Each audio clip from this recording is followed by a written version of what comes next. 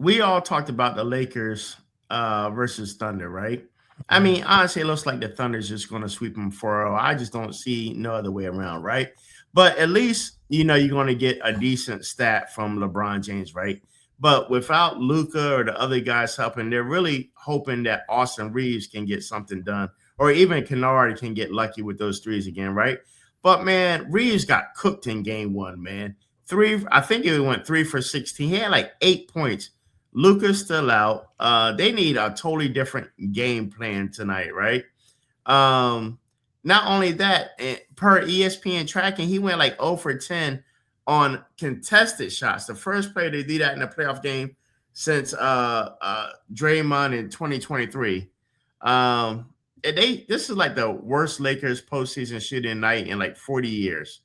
LeBron did lead with 27, Hachimura with 18. Then they asked LeBron, what did you think about, Reeves having a bad night? He's like, oh man, he's been out.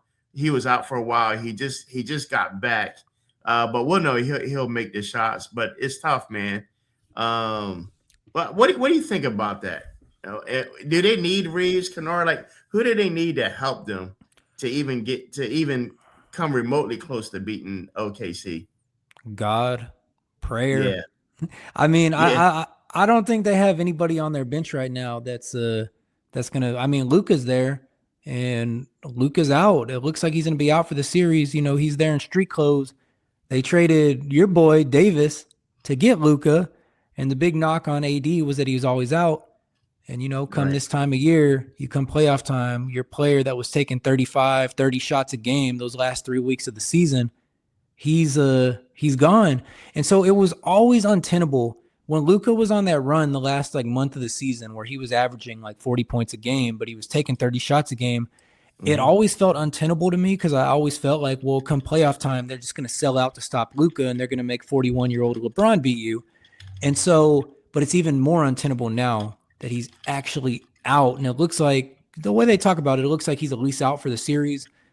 There is nothing I saw, Sean, in that game one that tells me the Lakers have any chance against the Thunder. The Thunder were comfortably ahead that whole game. Anytime the Lakers got a couple buckets, the Mm-hmm. Thunder they have, it's such a crazy team, Sean, because I was telling this to my cousin. They Uh-huh. have the best offensive player in the league in FTA. I mean, they have the best offensive player in the league in SGA. And they have probably the second or third best defensive player in Chet Holmgren. Then they just have a bunch of no ego, 3-point shooter, switchable on defense shooters surrounding SGA and Chet.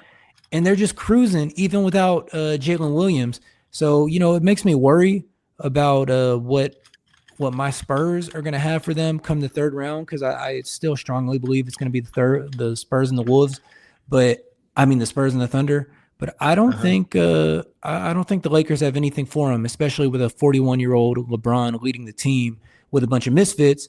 But if it was 2018 Cleveland LeBron, I think he could take these misfits pretty far, but not this version of him. Right, right, right. And listen, we got CYNRIC. I don't even know how you Senric. I guess we're pronouncing it right. And he definitely agreed. Harden has to be the worst playoff performer of all time. I mean, he's got a big spotlight on him, so we see him messing up, so it feels like it. I mean, I'm sure if we went through 80 years of playoff history, there'd be a couple worse playoff performers, but given the spotlight that's on him, yeah, Harden's pretty consistently pretty bad in the playoffs, and you wonder what's going on there. All right. If you had a choice, Matthew, and the game was on the line, would you pick James Harden or would you pick your boy Russell Westbrook?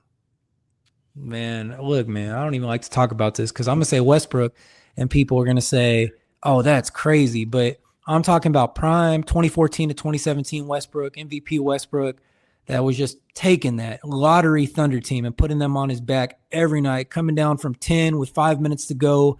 One of the great clutch years of all time. Go back and watch that MVP Westbrook season. I saw him dragging his team back from down 10 in clutch time, countless games.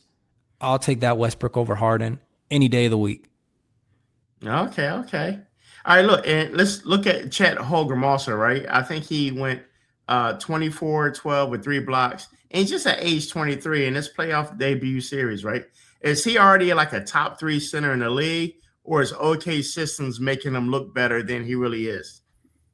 I mean, he's a top 3, maybe top 5 defensive center in the league. I mean, his Hmm. offense ain't there. Like all his buckets or open threes are just, he's wide open by the basket, and SGA already mesmerized everybody. And so Chet gets a free run at the basket. No, I mean, he's good. He changes the game. He's not like Wemby down there, but the Lakers are definitely staying out of the paint when Chet's down there. And, he can move a little. I don't know that Chet's going to be a guy like Rudy Gobert that could get played off the court when you're going against smaller guards. So he's nowhere even close to being a top 3 center. If you consider Wemby's way better than him, Hmm. Jokic is way better than him, and there's a bunch of guys now. Center, I'm trying to think. I'm trying to think about it here because there's a lot of guys that's offensive bag is better than Chet's, but maybe the all around package. So maybe he's getting there. I'm not thinking of a bunch of centers right now because Giannis in my head, he's a power forward. He's more of a 4.